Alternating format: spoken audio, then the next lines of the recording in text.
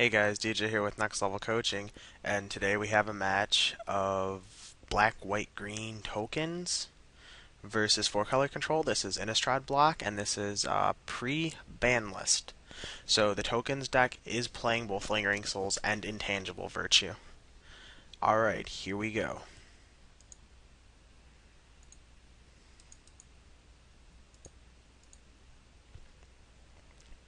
So our 7 card hand doesn't do a whole lot. We have Intangible Virtue and Sever and Sorin, and we know we're playing against the four color control deck, but even if we didn't, this hand is perfectly acceptable against most of the field. It's only really going to have a tough time versus werewolves, so we're going to keep it.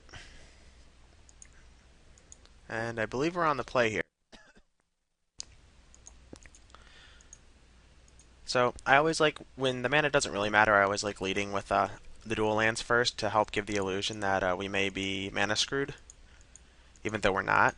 And next turn, I believe I do play the forest, although that is a mistake. I shouldn't reveal my third color yet, but it's a super small thing. Like, if they see Isolated Chapel and then another land and Intangible Virtue, they're just going to assume your 3 color tokens. So them seeing the green doesn't do a whole lot because they can't really play around like Gavany Township or Garuk or Ray of Revelation Flashback. So it's pretty irrelevant. So here, the first few turns of the game, obviously boring. So we get to slam our Sorin, and hopefully he doesn't have Brimstone Volley plus Geist Flame. Planeswalkers are generally very, very difficult to deal with for the 4 color control deck. They don't have many ways to beat it. So other than some burn spells or just getting me with Huntmaster, he shouldn't really have a way to fight through this. And we have Intangible Virtue too, which makes our vampires just beastly, and he obviously doesn't have Ray of Revelation. So I would hazard to guess that unless my Sorin dies in the next turn or two, the game is actually over. Because again, the main weakness of the 4 color decks is they just actually cannot beat Planeswalkers on their own. It's very, very hard for them. They have to have the burn spell to kill it right there, or else. So here we don't want his Garuk to stay in play, so we're attacking it, and we made the token pre-combat because if he blocks, we're going to pump with Gavany, and we want to get max value from our Gavany. We want to hold back the Severs because he does play Curses, and like Curse plus Ray is a blowout if we don't have pumped guys. Plus, we want to hold back our Severs for his actual good creatures. Like Daybreak Ranger's not a bad Sever target, and Huntmaster's the main one that we want to hit. Also, too, some versions play an Olivia Voldaren. We want to be able to hit that too. So.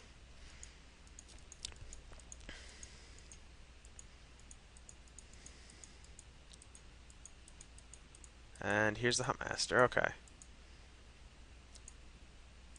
So our Sorin goes up to 6, and we have a Garuk, and we have Township, and this is an interesting spot because we can Sever if we need to, or if we want to. We don't have to, but we can. Let's see what we do end up doing. We end up severing the Wolves, which I completely 100% agree with. This way, if he wants to save his Garuk, he has to give up his Huntmaster. And at this point in time, our vampires are 3/3, so even if his Huntmaster does flip into Ravager, it can't do a whole lot. And we still have another Sever in our hand for the Ravager if he doesn't play a spell on his turn. If he doesn't actually play a spell on his turn now, he's going to be so far behind this game because we just have the Sever for his guy. And then he's going to take 9 and go to 10, and yeah, things are very, very bad for him. So we're hoping now that he didn't block. We're hoping that he just passes the turn. That's the best possible for us. Looks like he's going to play a spell. So he severs our vampires. Okay, that's a line that he could take. And so our Sorin goes down to 4, which we're still okay with. And I'd imagine in this spot we are playing the Garuk and killing his Huntmaster and then making us a vampire token, and this game should be over. And we draw an Intangible Virtue just for good measure. That's cute. Alright, so he needs like double Curse plus Ray here to be able to stay in this game. Or it's just a single Curse and Ray is pretty good against us, but his Huntmaster's definitely dying. Yep.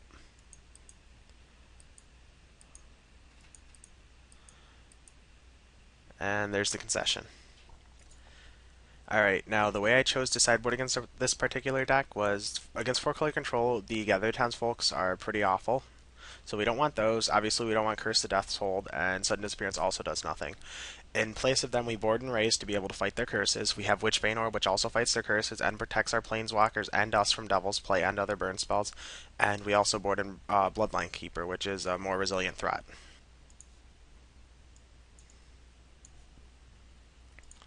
Alright, so here we go with game 2. I believe game 2 pretty much went very heavily in our favor also, and this was a pretty quick game. Let's find out. Alright, so about our keep, our hand is ridiculous. We have a Planeswalker, which it's very hard for his deck to ever beat. Bloodline Keeper is going to be more difficult for his deck to beat too, and then we have our token generators.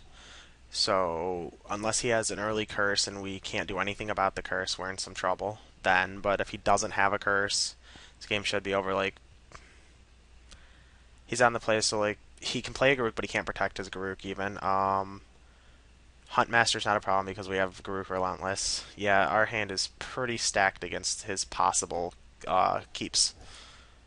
So, and on top of that, he even mulliganed to 6 on the play. So I think our starting hand is way ahead of a random 6 of his.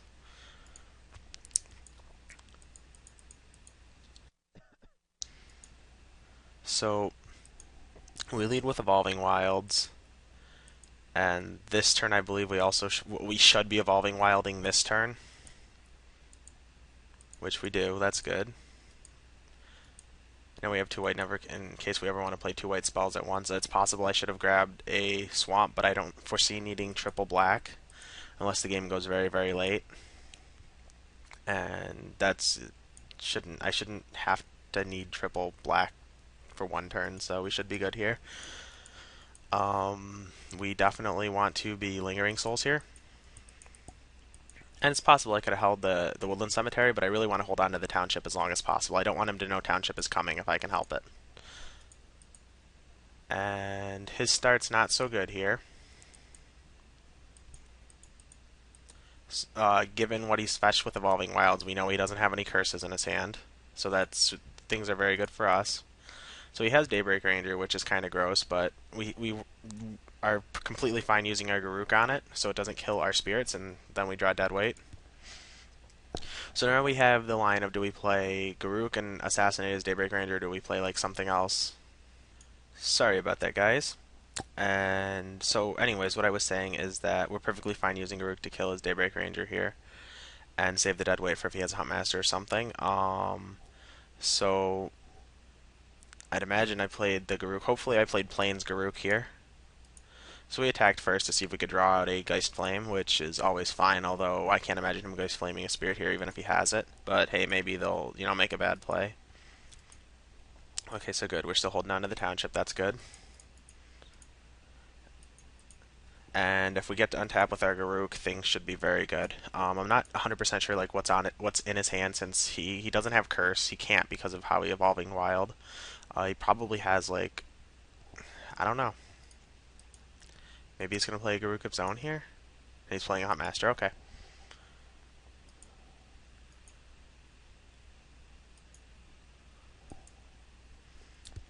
Witchbane Orb's a reasonable draw too now, because now we can't be gotten by a curse.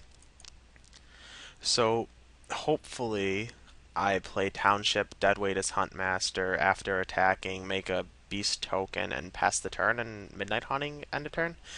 This is a spot where I wish I had grabbed a Swamp instead of the second plane, so I could play Bloodline Keeper plus Deadweight.